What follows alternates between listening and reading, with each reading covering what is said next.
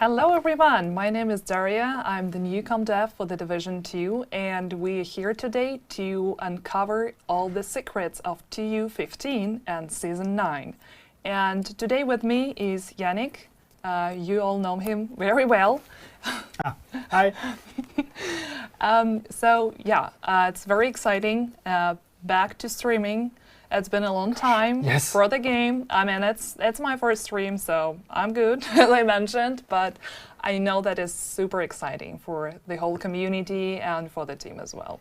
It's just so good to be live again, to just be able to talk to all of you. And the past weeks, anyway, have been just amazing. Like it's been a long time. I think I talked a bit about it with some people, but it's like it's been a long wait for all of you, obviously, and for everyone that loves the game. It's been a long wait for us as well. I mean, we've been working on this and we've been wanting to talk about it for so long, and now it's out there, and now we get to talk about it as much as we want, and that's amazing. Yeah, it is. I'm very excited. Oh yes. And also, look at that. We have a live stream room-ish. Temporary one, but it sounds like actually a live stream, but it's a live stream room today. So today, we've actually stolen the podcast studio from Peter, so I hope he's not going to be too mad about that. But it's some of you might recognize that table. Can we show the table? Can we show the table? It feels weird. I'm touching the bottom of the screen now. That table. Story. Yeah. Yeah. So I'm bringing the cringe already though. Table. It still smells of Hamish, maybe a bit. Okay, I'm not Hamish. I do not have a beard, but you'll have to put with that, guys. But yeah, maybe next time we'll have a beard. We'll see. Maybe for a Halloween, I don't know, special live stream. Or we're just gonna dress up as, I don't know, as Hamish. Yeah, gonna have to work on the accent. But that's okay. Yeah, gonna be hard for me. Okay, so today we gonna show you a lot of cool new stuff, and I know that a lot of you have been waiting for a lot of time, and what you can expect to see in the stream. I'm announcing it ahead, so if you guys think that you don't want to avoid spoilers, that's information for you. So we're going to talk about the PTS results, of course. We're going to talk about Countdown new mod. We're going to talk about expertise system. We're going to probably touch on a little bit new season, Hidden Alliance, new targets, new history, continuation of the story, and a lot of other cool things. Yes, it's all Season 9, it's all TU15. It's coming, and yeah, a lot of the things that are included in this update are out there already. We had a PTS, we will talk about that, so all this information is already public. But it's just good to talk about it again and like try to go in a bit more details on all of those things. So yeah, but not everything. There are still some secrets, and yeah, things that you're gonna see today for the first time. Yeah. But then again, we're not gonna show you everything. There is still gonna be something left as a special treat for later this week, so keep your eyes on our social media. Follow us on Twitter, Facebook, Instagram, Reddit, Discord. Like, just follow us everywhere. That is very important, especially for me. I'm your new dev, so give me the good numbers, you guys. Help Daria just show our boss that she's doing a good job. So follow everywhere. Please engage with all the tweets and all the things out there. Yeah, that's very important for us. And yeah, it's very exciting for me because I'm the new addition to the team, and it's been less than 2 months now. How has it been? Oh, it's been smooth, easy, long onboarding periods, taking it slow from the beginning. That was the longest onboarding ever, like 1 week, honestly. But then again, I'm very excited to be here. It does feel like one lifetime opportunity, and it's, I would say, a dream coming true for me, because before, and it's not really a secret, and a lot of my former colleagues know about that, I had the division as an example of how you can engage with your community and get people hyped up and heard and actually be as a valuable part of the team as well. And I think that has been very big for Division, and it feels surreal to actually now be sitting here, you know. It's your responsibility. Yeah. So you mean when like engage with the community and do a good job of working with the community, you mean not the part where we were silent for a year and a half?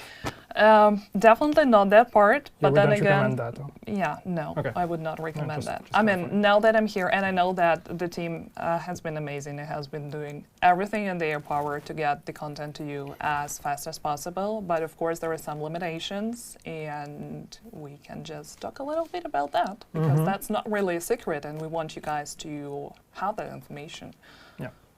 No, I mean, we've been pretty, hopefully open, or try to be open on, the situation with the game. And a while ago, it feels like a lifetime ago now, we explained that after the release of Title Update 12 and Season 4, this was actually supposed to be our last update. And this was supposed to be the end for the support of Division 2.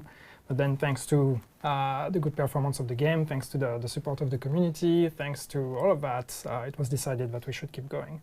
But you know what that means, and I think like some people in the community manage to understand that, but it's not always clear for everyone on what happens behind the scenes when we say that. Well, what happens is we had to start from scratch because since we were supposed to stop support for the game, that means we sent everyone away because we want everybody to keep their job, so we send them to other projects.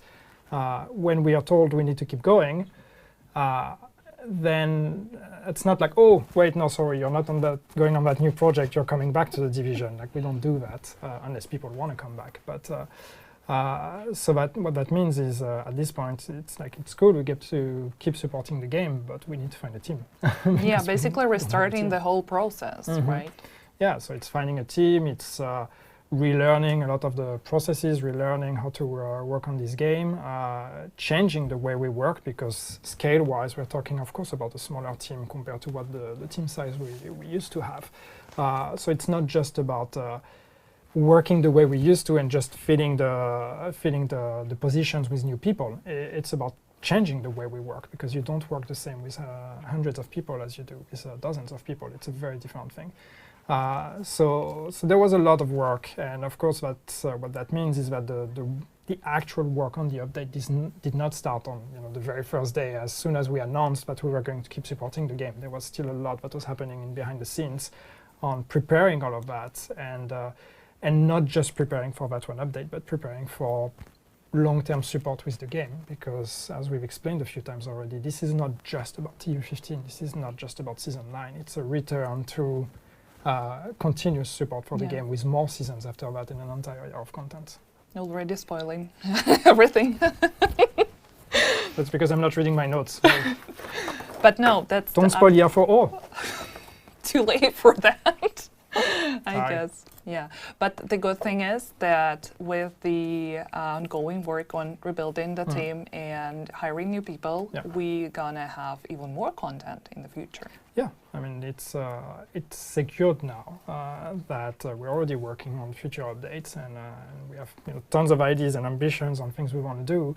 But also the good thing is coming back now with content and with TU15 and having the PTS and having all of that, it allowed us to have a bit of a refresher, up-to-date view from the community on what they would like and what you guys want on the game.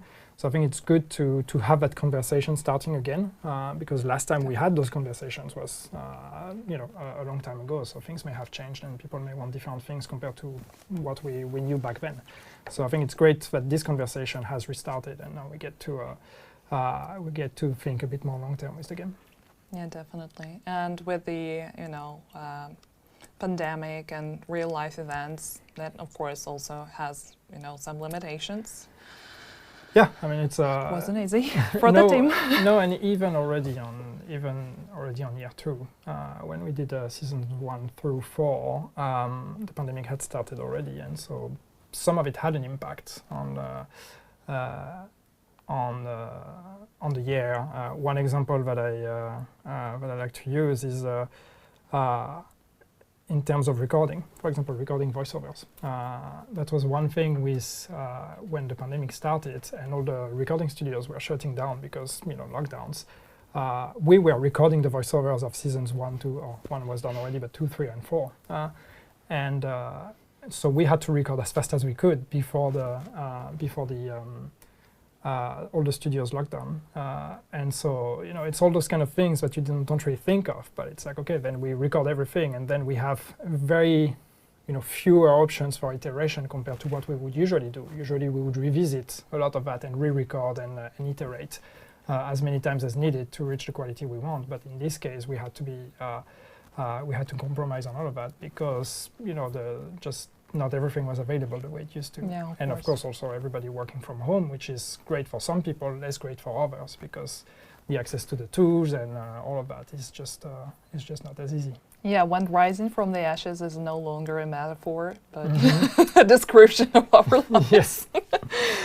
And yeah, actually there is, I'm like not the only new hire, probably the most recent one, but there is another great team of people that we wanted to introduce to you guys. It's the team from our Bucharest office. Yes. In Ubisoft Romania. And we have a very nice message from them. Let's watch.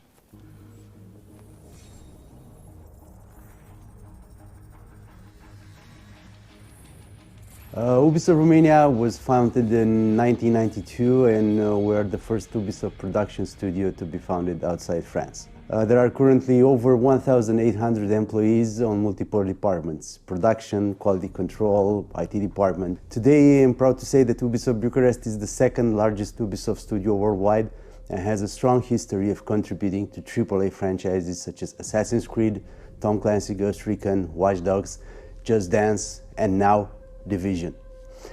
The work on Division 2 started on April 1st, 2021 with a team of just 15 people. We quickly grew to a peak of 35 for delivering Gear 4 on all job families: artists, designers, programmer, QA. The team was very happy to work on Division 2, working on a live game where everything happens fast. We receive live feedback from a big, great community, and you need to quickly act on it. Working on this title represented a great opportunity and challenge. We had the chance to work with the Snowdrop engine, which was the first time for Ubisoft Romania, on a new pipeline and a well-established IP. We knew we had to get familiar with existing content and gameplay systems fast to reach the high standards set by the main game and its previous updates. One of the biggest challenges was to adapt to the workflow of a live game. Not only continue working on the new updates, but also understanding the needs of the Division 2 community. Year 4 started from the idea of new content for Division 2 and its community. New content and new features. Together with the team at Massive, we put together several ideas for the content and features that we wanted to put in. There were several pitches related to the countdown mode and what type of mode it was going to be, how many players, complexity, and so on. As for the map, the entire team contributed with ideas related to the environment and what would fit best. In the end, we decided to go with a co-op mode with 8 players and matchmaking because it would be the most versatile option.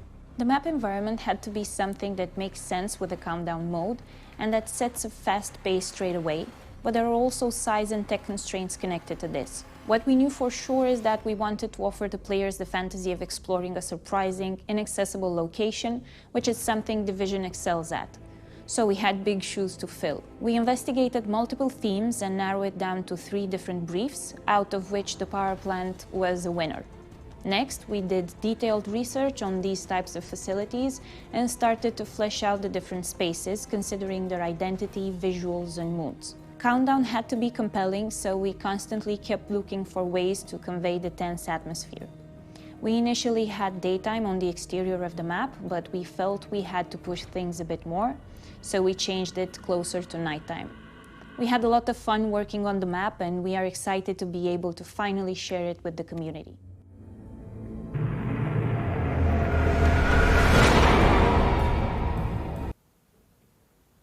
What a nice video.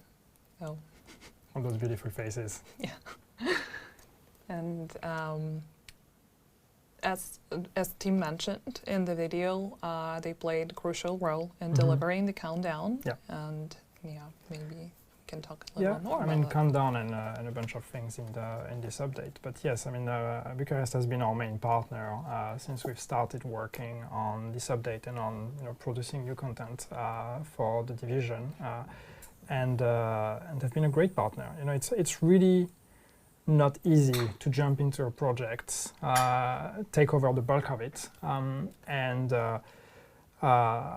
and basically take over the work of someone else. I think if you would start from a game that hasn't been shipped yet, that would probably be very different. But here, taking a game that already has 2 years, that has been made by someone else, I don't code myself, but I always hear from coders. I'm sure some people in the chat are actually coders in video games or other disciplines. You don't like to go and work on somebody else's code because everybody has a different way of doing it. So you can imagine that for them to jump into that, learning the game, learning how the game works, learning how the game was made, learning the new engine, learning all of that, learning to work with us, and all of us setting up those processes of how do we collaborate together. That was a huge endeavor, and the team really took it beautifully and did it really great. And I hope they're watching. And good job, everyone, because we're super proud of what was achieved together with the team. And yes, Countdown is one manifestation of that. It's mostly the work of the Bucharest team. We worked on the ideas together, but then actually bringing it to life was all from them. And I think they did a really good job at bringing something that matches the vision we had agreed on, and also still follows the legacy of the Division 2 and what the game is known for. I mean, that space is beautiful. You want to explore it. You want to stay there. You want to see all the details. The gameplay is fun. It's good PvP as we like to do it, or PvE. Sorry, I said PvP, not PvE, as we like to do it. And it's really been a pleasure, and it's just the beginning because we're going to keep collaborating together for the future updates. So. And it actually, it's very nice and inspiring, especially for me as a new person, to see how every single person working on the game, no matter the discipline, super passionate about everything and wants only the best. Yeah. So, at least that's my kind of impression of our play sessions that we usually have with Bucharest team. Which were very helpful, especially during the PTS, because it allows us to witness all the issues and bugs reported by the community and kind of get together and discuss everything and actually find the solutions. So it was nice. Yeah, I think it's a pleasure to come to work every day because it's the team we have today with Bucharest and the team at Massive and all of that. Everybody's just super passionate, and I know that you say that all the time with teams working on video games. But for most of the people, it's people who chose to be on Division 2, people that had choices. Even us at Massive, like we could be working on Star Wars, we could be working on something else, and instead we decided to stay on Division because that's the project we're passionate about. So and that's a vibe you get from a lot of people in that team. So. It might be a smaller team, but it's a team that is just really loving the game and want to make it as good as we can. Yeah, it's actually the silver lining that can be found almost in everything that this team does. And I'm saying that as a person who just joined, so it's super obvious for me. And it's a lot of inspiration, a lot of passion shared around the office, a lot of very interesting discussions, but we're not going to spoil it to you. Not now. And actually, I mentioned the PDS, and I must say that maybe because I'm a newcom dev and I was kind of helping with that one, but maybe because the content was so good, it's the most successful PDS that we had so far. And we had 19K players, even a little bit more than that. So it was very exciting and actually super productive and allowed us to uncover a lot of quite nasty bugs and issues, but that is what PTS is for, so totally fine. It's better to have them on the PTS than having them on the game when we launch the update. Definitely. And of course, we also received tons of valuable feedback and suggestions from the community, and we were even able to act on a lot of those suggestions. For example, countdown difficulty, Yes. right? Expertise, cost, and And gear as and well. gear, yeah, changes, balancing. and fixing some of the bugs, and of course the delta issues that that we heard about, and all of that. So yeah, it was great on one hand to just see the enthusiasm from everyone to actually come back and test it and just try to see what this update is about.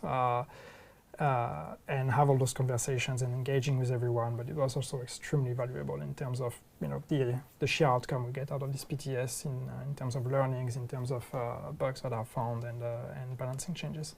Yeah. So we sincerely thank every single person who took part in testing and helped us make the game better. It won't be possible without you, so thank you so much. And yeah, I think since we kind of teased quite a lot of things about new season, it's actually about time to dive straight into that. Yes. And tell you everything about new season.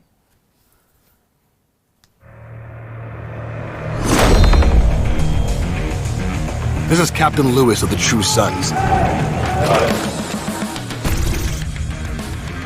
My advanced team is already in DC. You still have no idea what you're up against.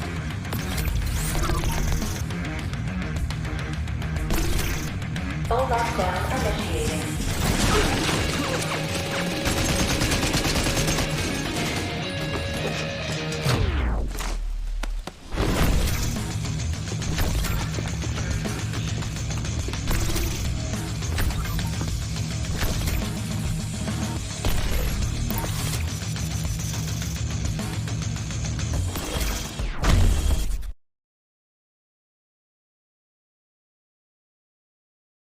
Cool at that, right? That's super cool. I mean, I'm excited.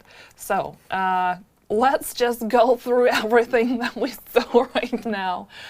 So in Season 9, which is a part of TU15 update, of course you're gonna get everything that was available on the PTS, countdown, expertise. Of course, you have seen the new Manhunt calendar and the season pass. So absolutely, totally, that's gonna be in there. And for the season pass, we're gonna get a new reward track with a lot of cool items available in there, including exotics, including Heartbreaker new gear set, Yes. and a lot of new cool minty gear dies that I don't want to spoil to you right now, but you're gonna see that. I mean, they're amazing. They're actually just state of the art amazing. But it is, because I know that some people were not sure about that, but it is a full-fledged new season. So it's not, we've been rerunning seasons for the past year, and we went through 1, 2, 3, 4, or 1, 3, 4, 2, because why not? But it is, this one is a completely new one, so it comes with all the novelty that you can expect from a new season. New gear, new rewards, new manhunt, new story, and all of that, and even a few extras. Yeah. And oh yeah, the apparel event. Honestly, I was thinking there's something there's I one too. forgot to mention. Yeah, some people were asking if Yeah, there would yeah. be new apparel. Yes. Two of them. At Two the apparel same events, time. yeah. Yeah, and they're really amazing. The designs are just out of your mind. So, And that's also part of the, actually, to go back on new team and all that, that's also a pipeline that we have to completely restart. So I know we had said back then, when we said we would need time to bring back content, we said we would still be making new apparel events. But, turns out that actually rebuilding that pipeline to be able to make them was also a lot of work. And that's something that our art producer, Paddy, put a lot of work into, a lot of sweat and tears, I don't know. But it's been a whole process. But now I think we've landed in a really good place where we're able to produce apparel, and I think people will notice the quality is it's going to be pretty good. yeah, I agree with you. And also, new season means the continuation of the story. Yes. And trigger warning, character death. Sorry, I needed to get it out there. So before we continue discussing countdown and expertise. I want us Who to. does she mean? I don't know. Who's dead? Watches. I don't have watches on me. Weird, but. So, before we start discussing Yes. new manhunt, new targets, Yeah. is there anything you want to come clean about? No, so no, it's there's been a lot of conversation from season 4 all the way to now about where season 4 ended, and season 9 is a direct, it's the direct consequences of season 4. It comes immediately after in our timeline. So that whole year that we waited between season 4 and now didn't happen in our story. In our story, you start season 9 immediately after the events of Camp White Oak, where you went after Feilau. And yes, Feilau is dead. She is dead. She's not coming back. You took her down, even though Isaac didn't say it. Isaac is a computer. Sometimes computers bug. I don't know. I'm sure we'll retcon a reason why Isaac didn't say anything, but no, Feilau is dead. She was always meant to be dead, and that was the reason why I'm saying that it's not as a spoiler to season 9. It is something that we had intended to be clear at the end of the season 4. It wasn't clear, but it was not unclear because we intended it that way. It's just the execution made it unclear. So that's why I want to confirm that when you go into season 9, it's not a surprise. Feilau is dead. But what happened there? Like, why did she do all of that? Why did she go rogue? Why did she assassinate the president? Why did she blame it on the division? Like, all of that, this is all the questions that we're building on for season 9. So season 9, as I said, takes place immediately after, starting directly from Camp White Oak, with, the dead body of Feilau, and allowing us to start, answering some of those questions as you go through the season. So it's really about what happened there, but also everything that is happening in the city. There are still threats everywhere, and you saw in that trailer a new enemy that is arising with Captain Lewis, who's one of the new leaders of the True Sons, and is coming for Washington D.C. And all of that, of course, will connect. And so it's a lot of story. It's going to hopefully provide some answers to the questions that showed up after season 4. Bring new questions as well, because why not? And yeah, it is overall an ambition for the entire year to just lean a bit more heavily into story and do a bit of a better job at delivering story and creating compelling story that people will want to come from season to season to unfold more of it. Yeah, our narrative director is actually creating a lot of new surprises for us. Hello, Lauren. Thank you so much for that. I don't know. I can't really be so happy about Feilau's death, but yeah, now that Cat is out of the bag, we can actually and now show. It's clear, so now you can make your peace with it. And all of you. Yeah, she's dead. She's not coming back. But now we can move on to manhunt targets, including Captain Lewis, the prime target. Mm-hmm. We're gonna have in season 9, and we have a trailer for all our new targets. Let's watch this one. Well, it looks like the True Sons are getting bolder under their new leader, General Anderson. He used to be a strategist for Ridgeway, and it looks like his ambition has reached new heights. He's smart. They're keeping him at a secure location. We're getting reports of 5 of his True Sons moving on DC. Major Castillo, a civilian turned True Son. Castillo's background is in engineering. He's been taking over radio frequencies and broadcasting these rants that, frankly, if you didn't know better, could be quite the recruiting tool. Sergeant Daniels. This woman is a piece of work. We're getting reports of her indiscriminately assassinating civilians in the street. She's on a rampage. We've also got a logistical nightmare on our hands with Lieutenant Chang. His background and experience has shored up the True Sun supply lines and weapons. We can't afford to let him build their stockpiles. Then there's Major Xander. She has some anger management issues. Xander's been torturing and interrogating civilians. I don't know what she's hoping to learn from them, but we can't allow her to carry out this inquisition. And last but not least is Captain Lewis. We haven't actually seen him in DC yet, but we've intercepted comms that imply he and General Anderson are planning something big. Agent, you know what to do.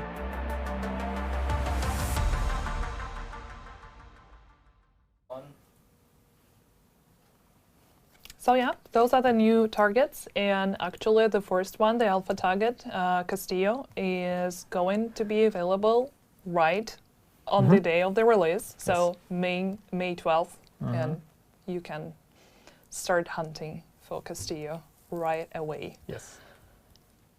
And then the other ones, and yeah, all the way to Captain Lewis, who's a pretty cool character. Okay, yeah, no spoilers because we were explicitly asked by a lot of players that they want this stream to be spoiler-free, so we're not gonna provide a lot of details. We're asking people to be respectful of spoilers, so we should discipline ourselves to do the same. There's just so much good things to talk about. Yeah.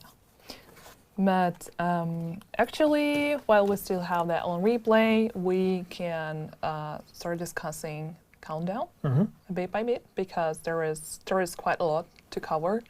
And as you guys know, especially those who were able to take part in the testing, that the countdown, the new PvE mod, is meant for 8 players, match-made players, so it's possible to find randos to play with. I know that some of you just don't like to do that, but let's agree it's much better than just try and search for people out there on social. So it will be possible for you to matchmate with other players and try and beat it.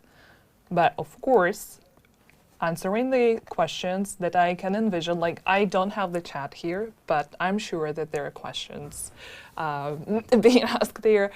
It still will be possible for you to try and beat down the mode with less than 8 players. So if you have a group of friends with the quite decent builds and good coordination, it should be possible for you to try.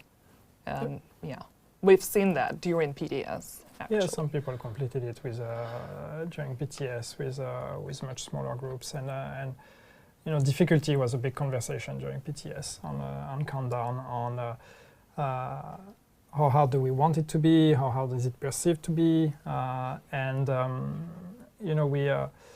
the way we envisioned it was always if you are, there's matchmaking for a reason. It's like if you, let's say that if you are a player that either doesn't have a pre-made group of 8 or do not have the best gear in the world, you can use matchmaking. And if you find 7 other players that are in the same situation as you, just the sheer number of 8 players should allow you to get through, at least reach the point where you're completing the main objective.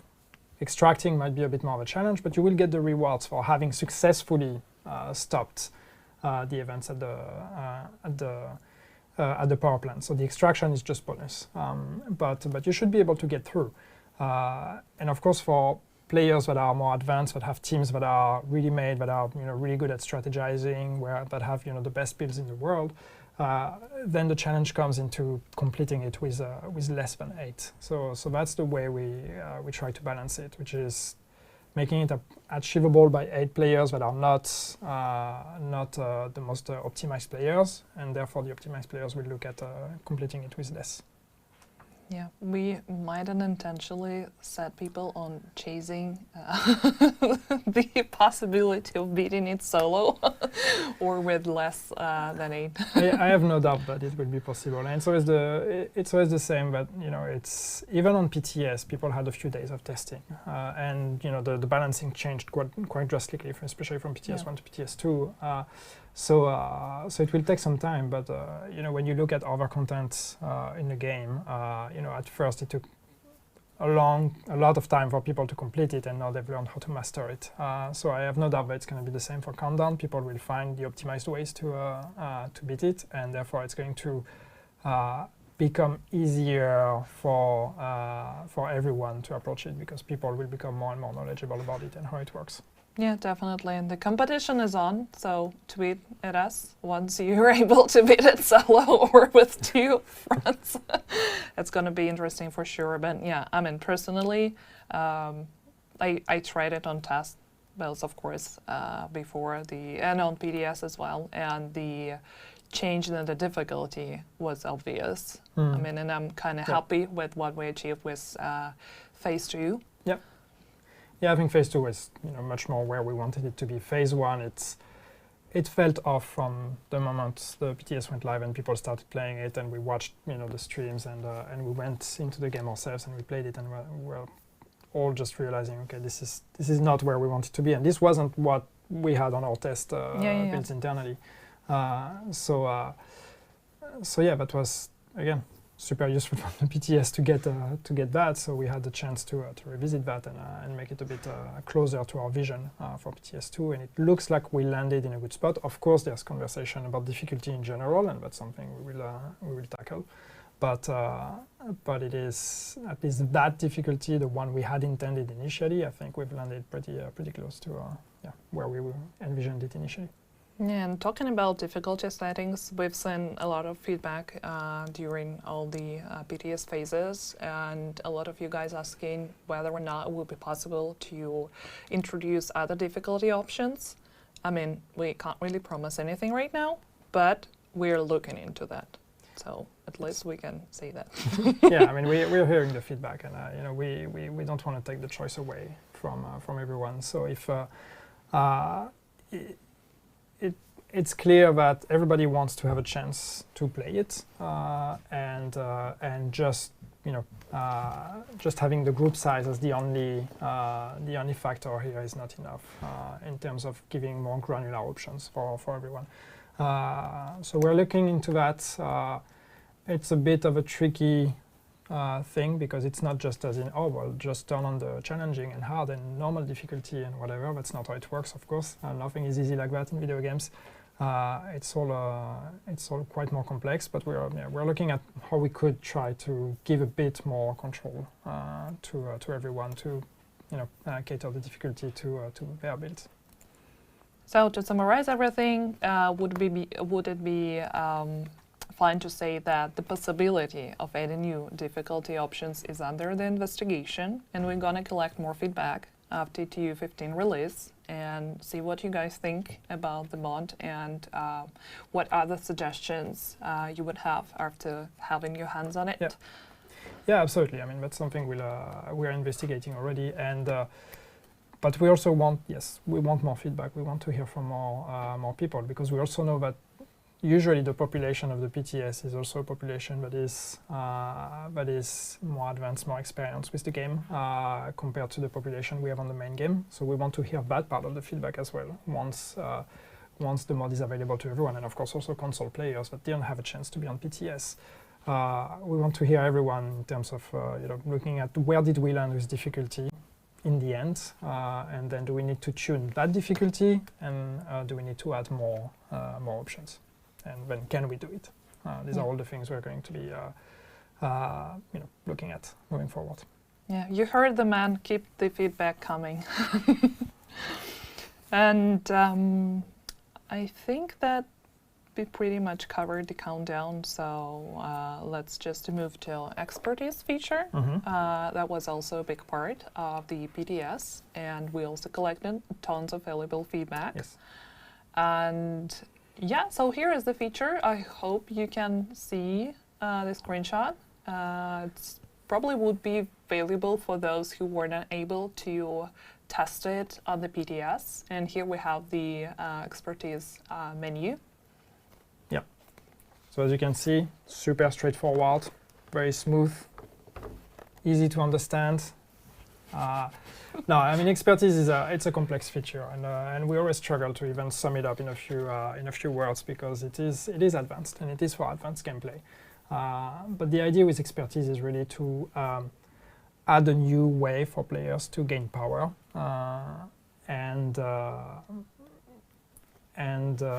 also making that a kind of a future-proof solution because since expertise is completely dependent on how many items exist in a game. As soon as we add new items, that means expertise can go up again, and that means players can become more powerful. So that was what we liked about this feature, is really the idea that, well, with every new season, every time we add new items, then we're also, by default, increasing the expertise, the maximum expertise cap, and therefore allowing players to gain even more power. Yeah, PTS was, again, super useful on that one, and yes, we had a lot of feedback on the progression pace, on the cost of all the upgrades, on the UI as well, on the screen. We made some changes to try to make things a bit more understandable, a bit clearer. So yeah, so thanks everyone for all that feedback. As usual, these are things we're going to keep looking at, looking for feedback moving forward once TU15 comes out. And yeah, things may still evolve after that, depending on where all of you want us to bring it. And I would also say that, I mean, of course, it's quite hard to describe this feature in few words, but a good thing about expertise is that it allows you to try all new gear and weapons that you weren't able or didn't want to try for different reasons. And that's an interesting way to enhance your playstyle. Yeah. I mean, of course, it comes with a cost, and the cost can be very high sometimes to become proficient in all the possible. So, but then again, that was one of the biggest learnings we took from PTS. And the cost reduction for expertise, what you're gonna see in the game in several days, it's an upgraded version of expertise. Yep. Yes, it's we've changed some of the cost. We talked about that. We halved the cost for the upgrades from rank 11 to rank 20. Yeah, absolutely. And on top of that, for gear pieces, so like chest piece and knee pads and all of that, we've have that even more because it takes 6 pieces to actually upgrade your entire gear. So yeah, but I know that there were conversation on from the PTS and from the moment we revealed the feature on like how grindy it is, but the way we look at it, it's a passive thing, but it's going up as you play the game. So of course you can approach it as, okay, I want to max it out immediately, so I'm going to grind the hell out of it to max out everything and be amongst the first to reach the maximum power. And that's cool, you can play it that way, but it's also the good thing with expertise is just you don't even have to be aware of it, and you're still going to be increasing your proficiency. Because as long as you're using items, you're gaining experience until they become proficient, and then you need to use new items or you need to donate to gain more proficiency. But overall, it's just equip the items, forget about it, play the game, play whatever you want, and you will be increasing your expertise. So it's not asking you to play specific activities, to do specific things. It's just play the game the way you want, and on top of the usual rewards you get out of it, you're also going to be increasing your expertise, and therefore opening door for more power. Yeah, absolutely, and I think that was actually a very right decision for the team, and thanks for all the feedback, because otherwise we weren't able to make that one, to lower the costs, right? Because now it's not only that basically feature available to super hardcore players, but almost to, like, I would say that it's gonna suit almost all, every possible play style. Yeah, absolutely. I mean, it's of course it is an endeavor to max out even one build in expertise. It's gonna be quite some time investment. But with the cost being lower now, we hope that we landed in a place where it becomes more accessible for everyone. And then there's another part of the discussion, which is thinking forward about future updates. But it's the other part of the problem is not necessarily just the cost of the expertise upgrades, it's just the accessibility of the resources. And maybe that's also something we need to look at, especially exotic materials, which is extremely rare in the game at the moment. Yeah, definitely. And since those would only be reduced and cut in half from level 11 to 20, and other levels would still need the exact same amount. After So, that, yeah. it could be 21 plus. quite challenging. But then again, it's also a good opportunity for you to invest more time in the game, right? Yeah, but it's always, once again, it's nothing is ever set in stone on a game like The Division. We can always change it moving forward, and so we'll see the feedback we get from the entire player base once it's out there. Now we've reacted to the feedback we got from the PTS, and if the feedback and the data we get from the game, because we always also look at data, if those two tell us a similar story of it's too slow, it's too grindy, then of course we will act. But let's start with what we have now, and we will see how that goes. Yeah, I'm just trying here to advertise the hell out of this feature, but yeah, what he said. So Daria just wants you to play the game for as long as you can. I mean, maybe because I would need some help with expertise myself. So it's right over to ask for that, because that's the reason why we're here talking about more content. It's because people actually still play the game, people love the game, people spend time into it and spend some money as well. So yes, the more you play, the better it is for us, and the more it guarantees that we keep supporting the game. But you play the game at your own rhythm. It's fine. Yeah, definitely. I mean, since I'm not a hardcore player. I'm just a regular person who enjoys the game, enjoys the setting, the music, having a chat with my teammates. So I can definitely understand the more casual approach to the game, and I would even say be an advocate of this part of fan base. So yeah, because we have pretty much everyone on the hardcore side in the team anyway. you ask. I mean, that depends who you ask, right? Everybody has a very different definition. I'm like shade level 300, and I'm sure a lot of people would call me a casual because I just put like 400 hours into the game. So casual. I mean, mine is even less, but I want a name. So to be fair, there's a lot of hours that also go into the test builds and the development builds. And that doesn't get counted somehow. It never gets counted. So. But yeah, I think enough with the complicated discussions. There, we still have some other nice things that we wanted to share with you. So, for example, April event.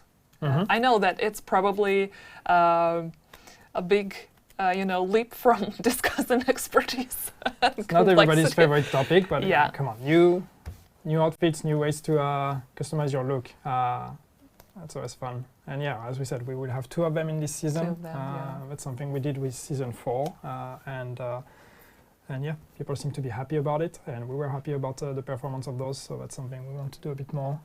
And we have, as I said, set up the pipeline to try to be able to keep that rhythm. So 2 of them in season 9. Fairview Crew being the first one. Yeah, and our team is very passionate about creating new outfits, and especially with Pali, who is our art team lead, and it's hard to imagine anyone more invested in the game on the art side. So that only means that in the future we're gonna have even more cool outfits. And actually, why these 2 April events are special is because we're gonna get the backpacks vanity for the first time ever. Yes, that's true. That's something that we've wanted to do for a very long time, and Pali finally made it happen. But it's yes, we are going to start introducing the concept of skins for gear.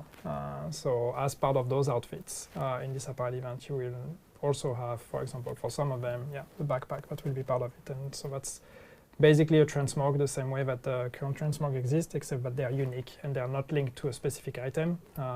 You unlock it through the apparel event, and then it's a new skin you can apply to your gear.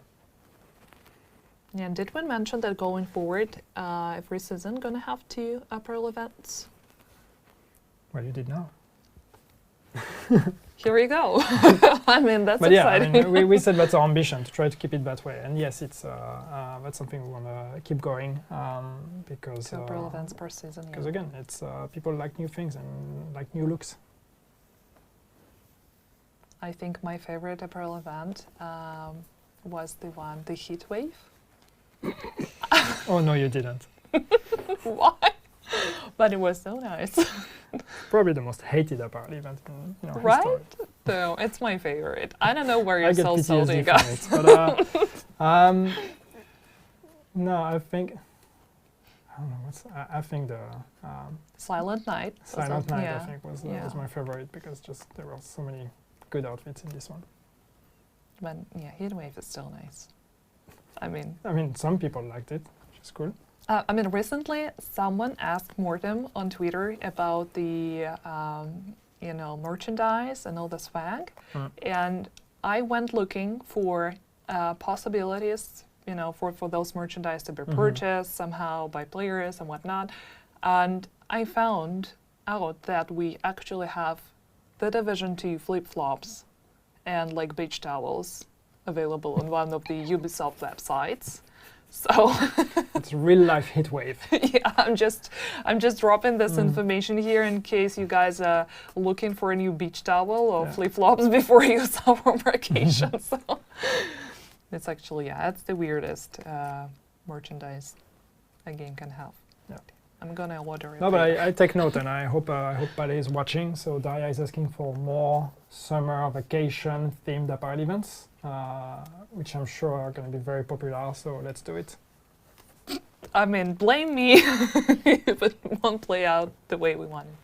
But yeah, I mean, since we already kind of dropped several hints on year 4 and what's going to happen with the game going forward, I think it's time to address the elephant in the room, spec revamp. Like which elephant? There's a few of them. Yes, spec revamp. I mean, spec revamp, as you know, was initially planned for TU15. So we've put a lot of work into this. And the idea with spec revamp is to really change the way we approach specializations. Right now, for a lot of people, specialization is a choice you make, mostly for the passive buffs you're going to get out of it, and then you forget about it. And the use of the signature weapon is even more something anecdotal that you may remember or you may not. Again, some people might use it more than others, but the game doesn't really answer well to you using your signature weapon, because we never really found the right spot between should it be powerful, so it actually makes a difference, but then it kind of negates a lot of the boss mechanics we have in the game, or should we not be too powerful, but then people don't use it. So the revamp, the idea of the spec revamp is to change that and make your specialization choice like a really crucial choice in terms of playstyle and the build you're going to go for. So that's why we've changed the way the specialization tree looks, and we've changed all the bonuses you get there. We've changed the way we're giving you those bonuses. Some of them will be directly on the linear progression as you rank up your specialization. Some others are going to be choices that you get from that tree. But one thing we wanted was to make those choices meaningful. So they are powerful choices. They are kind of build playstyle defining choices. And you will have to make difficult choices because you will not be able to specialize in everything. Some decisions will be mutually exclusive. So if you decide to go left, the right branch gets locked. Or in any way you will not have enough points to max out everything. Because that's where people then forget and stop caring, because if I maxed out everything, I just play the game and I don't need to think of how the mechanics work. So anyway, this is it's a big thing. It's a big endeavor. We really wanted to have it ready for TU15, but unfortunately it's not ready. And we don't want to rush it. We want to do it proper because it's important, and we really want that to be as game-changing as possible. So we don't really want to compromise on the quality and rush releasing it because we said it would be TU15. As we've said, we have a year of content. So if it's not ready for TU15, then hopefully it will be ready for the TU after that. But it is almost there, but it's not entirely there. So we want to take the time to make it as good as we can. Yeah, absolutely. I mean, we can wait. Sure, everybody's patient. Yeah. No, but it's like we know we're here for the year. So it's something that needs to be okay. That if a feature is not ready, it moves to the next one. And again, we will hopefully talk more about it. There will be PTSs in the future and all of that. So we will have plenty of chances to show more, to talk more about that change and other things coming in the year, and try to make sure it lands where we want it to be. Yeah, it would have been great to have it in TU15. That was part of the package initially, but it's better to make sure we do it right. Yeah, absolutely. And then we have a wide array of really nice other things to play with, so it should be fine. There's more to year 4, but this is not the topic of this. Yeah. We will probably mention it somewhere. But it is other time. Yeah.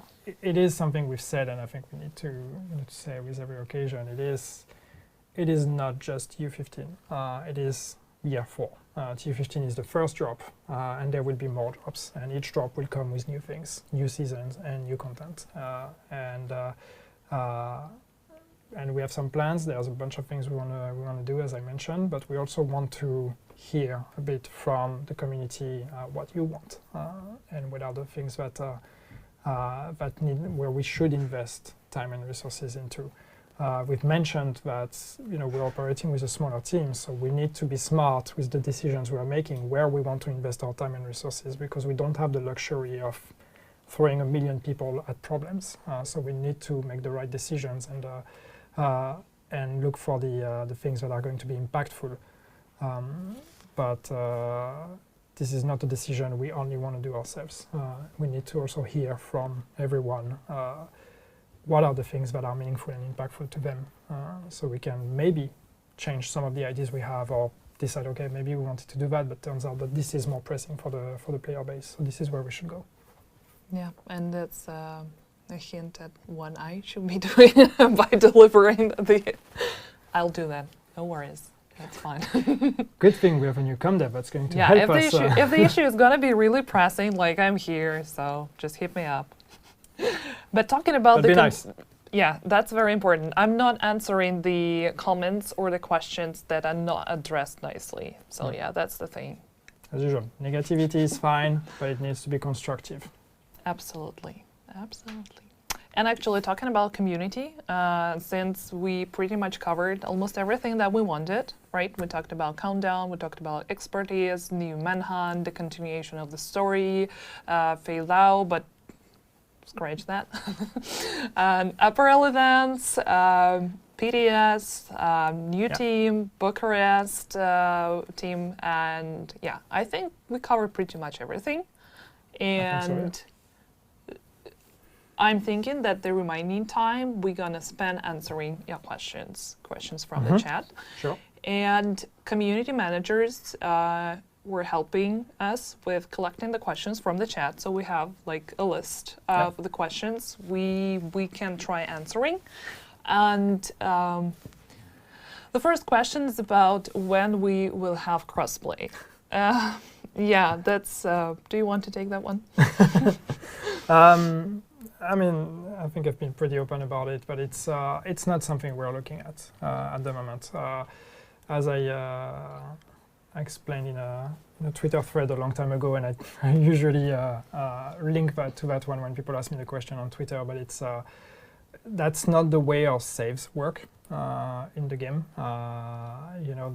The online infrastructure, and that's coming from someone that is not online savvy, so I apologize if some of our online people are watching and I'm butchering it. But my understanding of it is that we have separate databases for each platform. So Xbox, PlayStation, PC, they all have separate databases.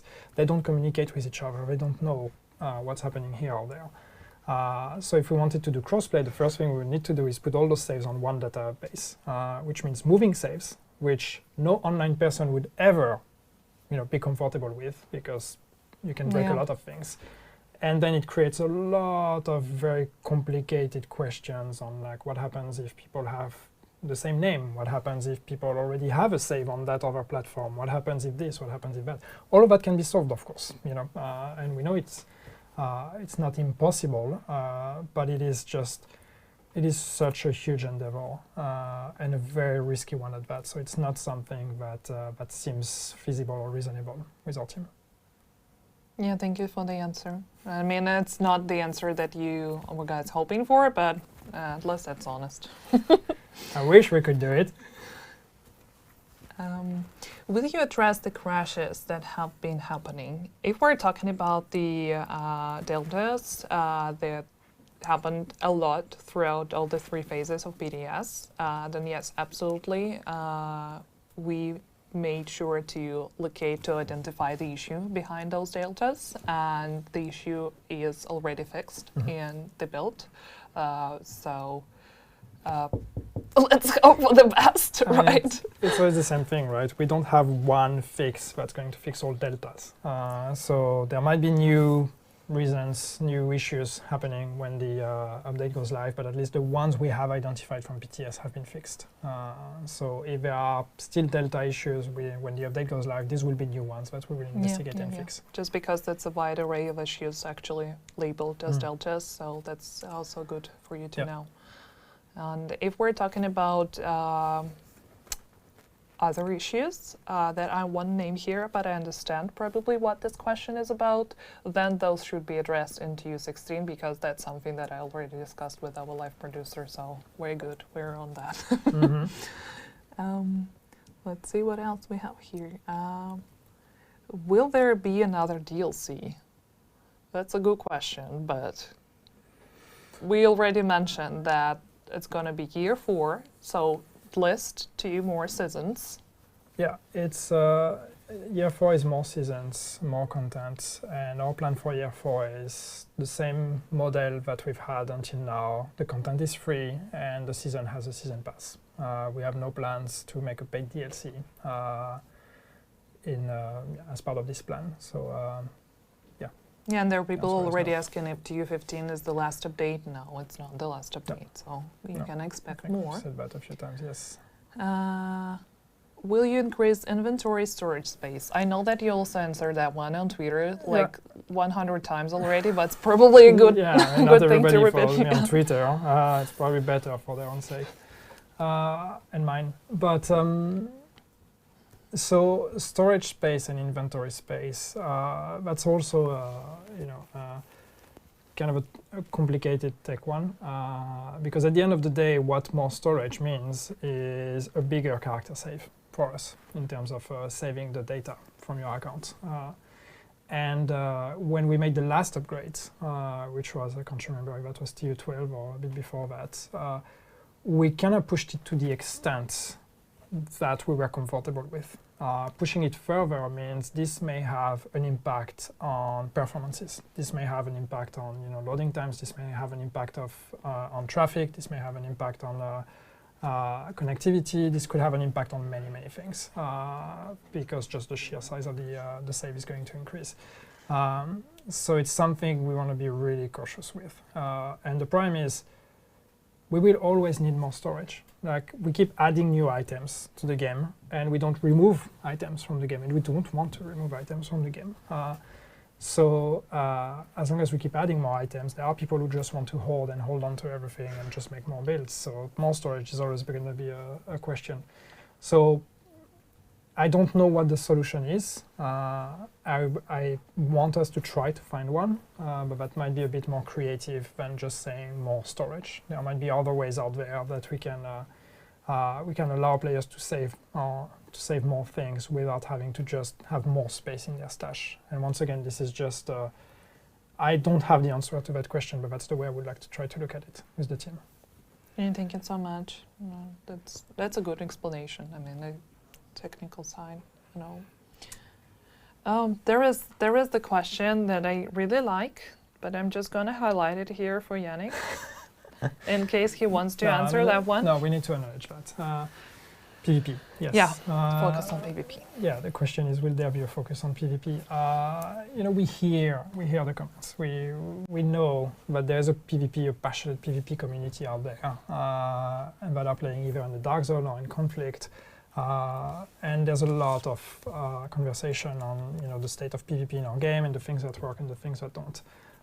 We don't want to ignore that, and you know, the changes to Shield, for example, is one instance where we try to do something because it's something we could do, we could afford doing, and that at least addresses one of the problems. There's other problems in PvP.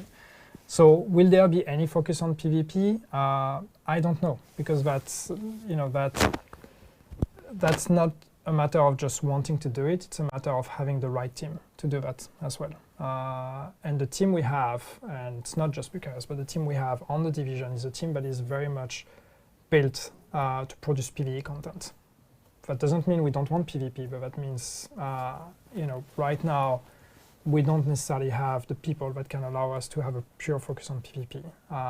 But on the other hand, I don't want us to give up on it. That's part of the game. That's something that our players like and want to engage with. So we need to try to find solutions. So this is not a commitment that there will be a focus on PvP, but this is just me saying, yes, we know, and yes, we want to try to make PvP better. And we may try, and hopefully it will be better. But it's so far we don't have any big PvP 2.0 path that is planned. If we do it, it's more going to be like we did with Shield, trying to address the main outliers, the elephants in the room, and try a few things here and there and see, does that make it better? Cool, we keep it. No, okay, we change, try something else. So it's going to be more iterative than one big revamp. Yeah, definitely. And I mean, it's not like we're ignoring the comments, and we see them and we acknowledge them, and that is something that team constantly discussing. Mm-hmm. So, but let's pray we're going to have the right person for that. But it's just, you know, and we have a bunch of recruitments that are open, so it's also something we, when we talk about, you know, rebuilding a team, we are still rebuilding that team. So you know, one miracle would be to find someone that is super savvy about PvP and could help us. But it's not just that. You know, it's about looking at what's feasible with the game and how things work, and things that might seem simple to address when you play the game are actually extremely complex on our side, and so a huge investment for us to change, and that might be why we haven't addressed it. One of the problems why we are rarely speaking of PvP is because we don't have good news for PvP players. I wish I could come here and say, yeah, we're going to have a big PvP update, but that's not the case right now. But I hope at least acknowledging that yes, we know, and yes, if we can, we will try to improve and make things better. I hope is already something, you know, a right step for the PvP community to trust that we hear them. Yeah, I mean, it's going to happen eventually. We just need to sit tight and wait. but yeah, as soon as we have news, you're going to be the first one to know. I promise you that. And let's see what else we have there. Will there be a new hunter? There'll be a new hunter? That would be a spoiler. We said spoiler-free stream. We just, and he already mentioned it, so wink, wink. There was a question about new skills. Can we have more skills, new skill variations? So far, we haven't planned for it. We used to, with every new season, we used to give new variants with every season. We haven't done that for Season 9. The season reward is an exotic. And one of the reasons why we haven't done that is we don't feel like most of the variants we introduced with those seasons were actually super satisfying. Some of them ended up being just, you know, never used by anyone. There's a lot of variants that exist already. So for now, we'd rather focus on those and try to make those better before we start introducing new ones. So that's not the plan for the moment. Maybe in the future, but at the moment, the plan is to not introduce new ones with the seasons. All right, sounds good.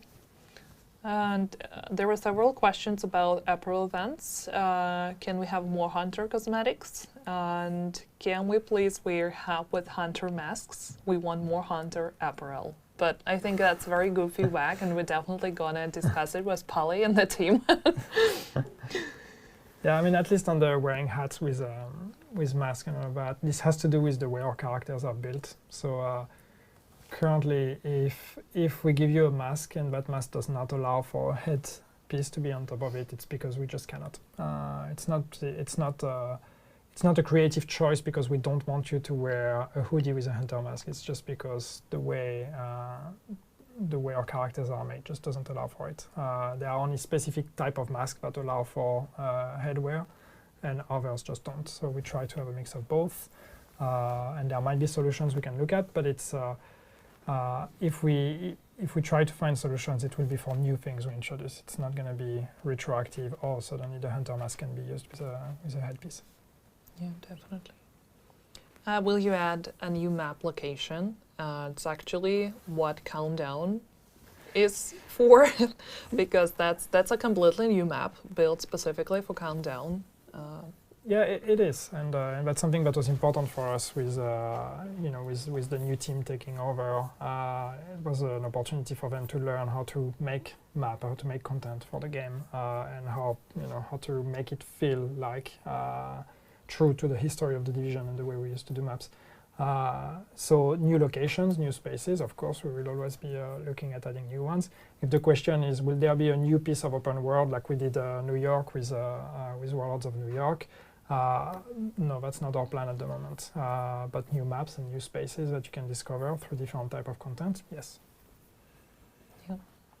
Will you ever add all loot exotics to General Pool, not locked behind raid? Actually, that's what the new reward track is for this season, because you can get the exotic as a part of the season 9. The exotics of that season. Yeah. But the raid exotics are still raid exclusives. We are making with TU15, we are adding the chest piece and the backpacks from the gear sets of the raids. We are adding those into the general loot pool. So the gear sets are no longer raid exclusive. The exotics though are still raid exclusives, and for the moment we don't plan to change that. I feel like the gear set is already a good step. We don't want to take away all the exclusives from the raid, otherwise some people like to play the raids just for the fun of the experience, but others like to play it and be rewarded for it. And if we take away that exclusivity, then suddenly what is there to gain to play the raid? Yeah. Is there anything else we can address from the pool here? Will we ever have a postmaster? I see. It's a suggestion we see a lot, and the problem with it is, and that's something that's open for feedback and suggestions, but it's how do you handle a postmaster that knows what loot is interesting for you and what loot isn't? Because that's the problem. Is if you say it's a postmaster that gives you access to all the loot that you didn't pick up, and that means you already do a lot of inventory management when you finish an activity in the Division. And now if we're saying, oh, but now you need to go back to the boot to go to that screen and go through the hundreds of stuff you didn't pick up to see, oh, wait, actually that one had good stats. Maybe I should have kept that one. That doesn't sound like a fun experience. So that's more the question. How can we do it in a way that that is smart, so you can filter and say, I just want to pick those items up, for example. I'm sure there are solutions, but right now it's not something we've put a lot of thoughts into, and we could, but at the moment, just because you need to find a filter system that just works for everyone, and everyone has a very different way of playing the game and a very different expectation of what is interesting for them. Yeah, and sorting out all your inventory right now, it's already a task of its own. It is. So it's again, it's something that is solvable, but it's not as simple as saying, oh, I want a postmaster that allows me, gives me a chance to look at all the loot I left behind. Because if you do that, the proportion of time you spend in your inventory is going to be much longer than it already is. Yeah, definitely, and that's not the best solution here. Will there be more legendary missions? It's, I mean, I think it goes to the difficulty conversation. And one thing that at least I can comment on is the fact that, yes, we know that with expertise, we are going to make players more powerful. Actually, with the spec revamp, we're also probably going to make players a bit more powerful because we're going to make spec weapons or signature weapons more powerful. So of course the question comes of like, okay, but what if you're that powerful? What's going to be the challenging content? And so far, the most challenging difficulty is legendary and the raids. These are the two main challenges that remain in our game. So there's the question of extending legendary to more activities, and yes, that's something that's on our list of we would like to do, but that's something that it's not just the same. It's not a difficulty you turn on. It's actually something that is handcrafted for every mission that currently has it. So it takes people with experience with our AI or NPCs and the combat in the game to be able to look at a mission and say, okay, this is how we turn it into a legendary. So it's not something that was feasible right now until the team gets more experienced with the game. So in the future, maybe that might be something. And I'm not saying maybe as in, we may do it, we may have it in the plans already. It's more, we may consider it, but it's not something we've put on our plans yet. But the main question is really how do we make sure we create a system where all that power you gain, you still have challenges ahead of you.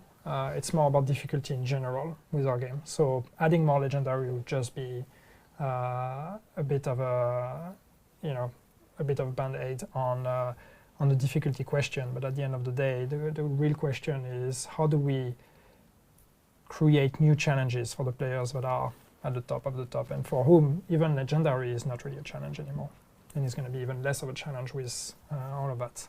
That's more the way we want to think about it. Yeah, definitely. But I think we have time for one last question. So just there's a box of chocolate candies. Just choose one. I mean, I can try to just shotgun a few of them, but any plans to consolidate the DC Dark Zones? Nope. But we would like to look at Dark Zone in general and see if we can improve it, but that's part of the PvP conversation, so it's something that probably will take some time, and we need the stars to align, or the planets to align, before we can look at it. Any update on anti-cheat and addressing cheaters? We have a running anti-cheat. I know it looks like we are not banning cheaters, but trust me, we are banning cheaters. Sometimes they just come back faster than we ban them, and sometimes it's all about constantly updating the anti-cheat with ways of detecting the new ways people are cheating. The reason why we are not discussing it is mostly because we don't want to reveal too much about how anti-cheat works and what are the efforts we are making, because it's not just we have easy anti-cheat, but we have also other things in the game as well. And also we are not publicly discussing people who cheat. We are not publicly confirming if someone cheated or whatever. So if you send reports to us and we are not commenting on those, it's because we are not publicly commenting on those. It's not because we're ignoring it. So, you know, we are looking at cheaters, and we are constantly trying to improve our anti-cheat, even though I know that it might not look like that to you. Will you still be revising the specialization tree? Yeah, we talked about that. Will the season pass contain the previous season's missions? Yes. Yes, that's a model we will keep. So as you play the season and you unlock the season rewards through the season track, you will unlock the previous climax missions from the previous seasons. Will you take hardcore mode out of beta? I would like to, and we have a bunch of ideas on how to do that. It's the same. It's a matter of does that take priority over other things we want to do, and these are all things that can move over time. So ultimately, one day, yes. When? I don't know. Will there be more directives? We haven't added new ones with this update, with Season 9. That's something we may keep doing, but that, to me, directives falls into the difficulty conversation. So instead of just adding directives, I want that to be part of the general conversation on how do we create challenges and difficulty in the game, because that might mean we need to change the directive system as well. Inventory stash space, we talked about it. Yeah, I think we covered pretty much everything now. The PvP question again. People asking about cancel the nightmare for Can Ecology if we will ever bring it back. No, we will not. We will not do it. We did very little work on it. We cancelled it early on because we quickly realized that it was just not feasible. So it's not as if, it just needs to be finalized. It would be something we need to completely redo. And that's really not something that is in our plans right now. I'd rather invest in making Candy better than creating a limited in-game event in Candy. No more questions. You took the screen away from me. Because I mean, I know that you can just spend hours answering all the questions, and that's probably what you want to continue doing. That's but okay. yeah, You know where to find unfortunately, me. we're running a little bit out of time, and there is still 2 other things that I wanted to mention quickly before we say our goodbyes. So first of all, right after the release, that is on May 12th, just get the date.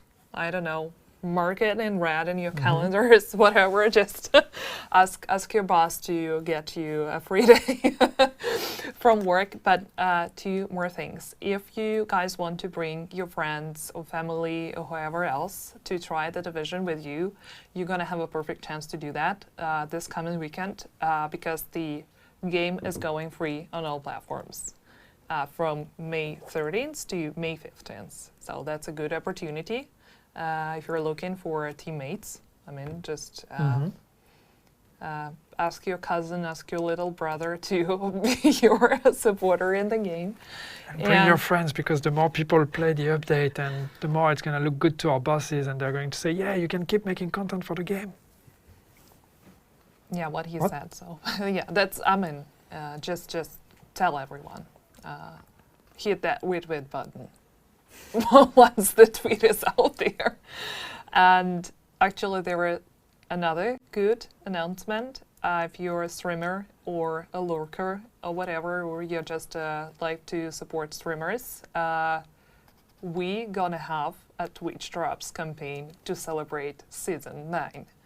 And that's what you're gonna get for watching the Division stream if the streamer kind of opted for to be a part of this campaign. For 1 hour or 2 hour watching, you're gonna get the April cash, and for watching even more, you're gonna get exotic caches. So that's it's all about that exotic cash. Yeah, and the rewards can be earned starting from May 12th and until the end of the month, so until May 31st. Cool. So support your favorite Twitch streamers and get some cool rewards. Free exotics. Yeah. I'll take the free exotics. Or free exotic mats, depends what you want to do.